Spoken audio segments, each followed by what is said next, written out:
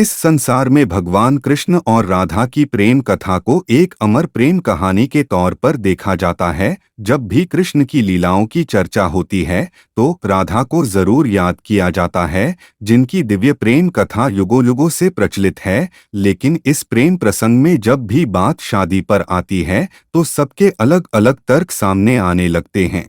राधा और कृष्ण से जुड़े प्रसंगों को जब आप पढ़ना शुरू करेंगे तो आपको कई कथाएं सुनने को मिलेगी, जिसमें श्री कृष्ण की दूसरी पत्नी की कहानी भी आती है।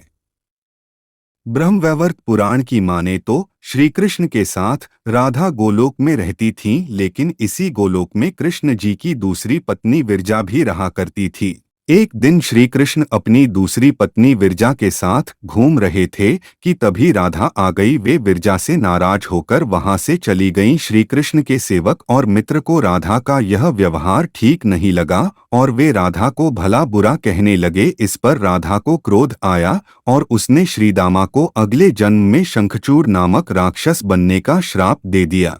हालांकि राधा की इन बातों को सुन श्रीदामा खुद को रोक नहीं पाया और उसने भी राधा को मनुष्य रूप में जन्म लेकर 100 सालों तक कृष्ण विछोह का श्राप दिया।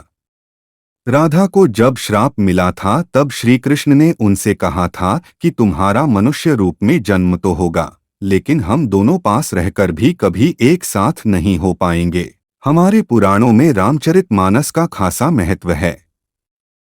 वहीं रामचरितमानस जिसमें भगवान राम के जीवन और कर्मों के बारे में बताया गया है। लेकिन क्या आपको पता है कि इस महान शास्त्र में एक प्रसंग ऐसा भी आता है जिसे कृष्ण जी और राधा के प्रेम संदर्भ से जोड़कर देखा जाता है। दरअसल रामचरितमानस के बालकांड के अनुसार एक बार विष्णु जी ने नारद जी के साथ छल करते हुए उन्हें खुद का स्वरूप देने के बजाय वानर का चेहरा दे दिया। इस वजह से वे लक्ष्मी जी के स्वयंवर में हंसी के पात्र बन गए और उनके मन में लक्ष्मी जी से विवाह करने की इच्छा दबी की भी रह गई।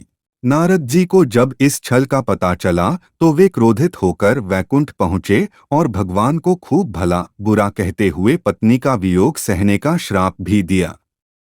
कहा जाता है कि नारद जी के इस श्राप की वजह से रामावतार में भगवान रामचंद्र को सीता का वियोग सहना पड़ा था और कृष्ण अवतार में देवी राधा का।